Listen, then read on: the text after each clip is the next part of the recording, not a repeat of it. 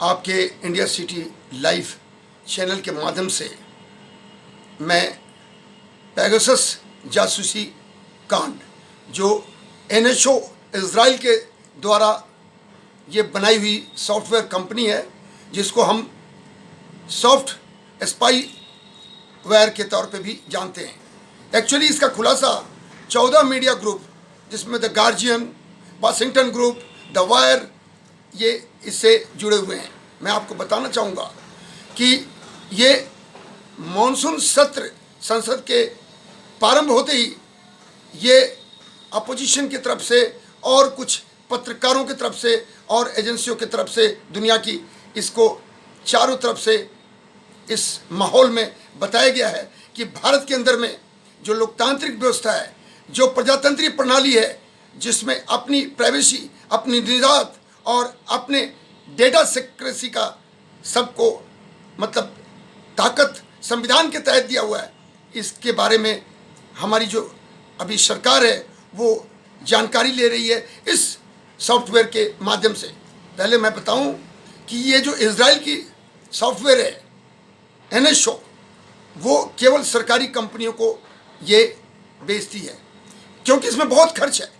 अगर 9 मोबाइल के अंदर और 10 मोबाइल के अंदर अगर इनको किसी तरह की जानकारी या हैक करना हो तो कम से कम 12 करोड़ रुपए का इनका एस्टेब्लिशमेंट के साथ खर्च होता है, जो बहुत बड़ी कीमत होती है। लेकिन मैं ये भी बताना चाहता हूँ कि जैसा फ्रांस की कंपनी के द्वारा लीक हुआ है, जिसमें यह बताया जा रहा है कि भारत के 300 मोबाइलों को इसके सर्विलेंस में रखा गया था और इसके बारे में जानकारी की कोशिश की गई थी। अभी जो कांग्रेस पार्टी है वो संसद में अपोजिशन के साथ इसके ऊपर बहुत ज़बरदस्त हंगामा और इनके साथ जांच की मांग कर रही है। मैं ये भी बताना चाहूँगा कि एक एडवोकेट जनहित मामले के तौर पे सुप्रीम कोर्ट में उन्होंने एक रिट दायर किया है कि इस जासूसी कांड को सुप्रीम कोर्ट के मॉनिटरिंग में एक जांच की जाए और इसकी सच्चाई को पता किया जाए। ये सरकार की तरफ से बताई जा रही है कि ऐसा कुछ भी किसी भी तरह का कार्रवाई नहीं हुई है। लेकिन मैं एक चीज़ बताना चाहता हूँ कि इज़राइल हो या दुनिया का कोई भी देश हो या भारत हो, सबके अंदर इंफॉर्मेशन और ज़रूरत के अनुसार नीड टू नो बेसिस पे सूचनाओं को एकत्रित करना पड़ता है।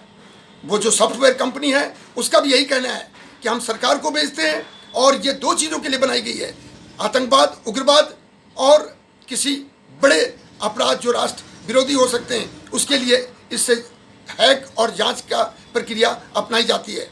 बहुत साफ है, ये जो जासूसी कांड की जो आज गर्मी है वो पूरे देश में फैली हुई है। हर दल इसके साथ है क्योंकि उसको अपनी स्वार्थ उसमें नजर आती है। मैं बोलता हूँ एक ज़माने से चाणक्य हो या हमारे देश का कोई भी राजतंत्र भी रहा हो, चाहे मुगल का हो चाहे अंग्रेजों का हो, सूचनाएं इकट्ठे करना एक किसी भी सरकार का बहुत खास मुद्दा होता है। बिना इंटेलिजेंस का आप किसी तरह की कार्रवाई नहीं कर सकते। आज दुनिया में आतंकवाद, उग्रवाद और इस तरह की हरकतें हो रही हैं लगातार, जो एक्सटर्नल और इंटरनल दोनों सिक्योरिटी को आफत में डालती है। अभी आप देखिए आज किसान आंदोलन हो रहा है, वो 200 लोग जंतर मंतर पे जा रहे हैं। 26 जनवरी को अगर याद कीजिए तो बहुत बड़ा एक तमाशा हुआ था जो देश के लिए बहुत घातक था। तो क्या इंफॉर्मेशन की जरूरत नहीं है? है। अभी इंटेलिजेंस ब्यूरो ने कल एक अलर्ट किया है जिसमें जस्टिस फॉर सिख जो खालिस्तानी एक आतंकी ग्रुप है, उसका जो गुरपत सिंह है, उन्होंने दिल्ली चलो का एक मोटिवेशन और नारा दिया है जो कि बहुत ही खतरनाक साजिश के तौर पे माना जा रहा है। इसी तरह घाटी में देखिए, पूरे हिंदुस्तान के अंदर देखिए तो कहीं ना कहीं आतंकवाद, और अब तो अफगानिस्तान के थ्रू भारत के अंदर और एलओसी के ऊपर अभी लगातार और एलएसी के ऊपर भारत के ऊपर बहुत से चीज़ें ऐसी हो रही हैं जिसमें खतरे से बचने के लिए इंटेलिजेंस की जरूरत होती है। भारत सरकार के आज जो मंत्री हैं आईटी के, वैष्णवी साहब आज इसके बारे में जवाब भी देंगे। और भारत सरकार कह रही है कि इस जासूसी कांड से हमारा कोई मतलब नहीं है किसी राजनेता और किसी पत्रकार और किसी प्राइवेट लोगों का प्राइवेसी को लेने का, और उसकी जरूरत भी नहीं है। लेकिन अपोजिशन आज पूरे भारत में विरोध दर्ज कर रहा है और सभी राज्यों में ये राजभवन और बाहर में निकलकर प्रदर्शन कर रहे हैं। सवाल एक बात का है, जांच होनी चाहिए। जासूसी अगर कांड हुई हैं तो इससे पहले भी ये बातें आती रही हैं, राज्यों में भी फोन टैपिंग की सरकारों के साथ, चाहे वो कांग्रेस की रही हो या बीजेपी की रही हो। लेकिन प्रजातांत्रिक जो हमारी प्रणाली है उसमें किसी के डेटा को, किसी की प्राइवेसी को, किसी के निजात को, किसी को भी जानकारी लेने का हक नहीं है। अगर वो कोई आपराधिक किस्म का उग्रवाद से जुड़ा हुआ देश विरोधी काम में लगा हुआ है वो बात अलग है। अभी ये कांग्रेस की तरफ से बोला जा रहा है कि राहुल गांधी जी और उनके 5 दोस्तों को भी उनके फ़ोन को सर्विलेंस करके उनके फ़ोन से कई इन्फॉर्मेशन हैक के द्वारा कोशिश की जा रही थी। मैं ये बोलना चाहता हूँ कि चाहे जेपीसी की मीटिंग हो या सुप्रीम कोर्ट के द्वारा जो भी आदेश हो, लेकिन इस तरह का जो जासूसी सॉफ्टवेयर है वो साफ बोलता है कि हम अपने लेवल में इसकी जांच करेंगे और हम केवल इसको सरकार को देते हैं। इसका मतलब है कि वो भी इसका महत्व का ख्याल रखता है कि किसको देना है और किसको नहीं देना है। फिर भी अगर ज़रूरत है तो इस तरह की बातों को बहुत तरीके से जांच करके और सार्वजनिक भी करनी चाहिए, जिससे लोगों के मन में किसी तरह का आशंका न हो। ये मैं फौजी होने के नाते बोलना चाहता हूँ।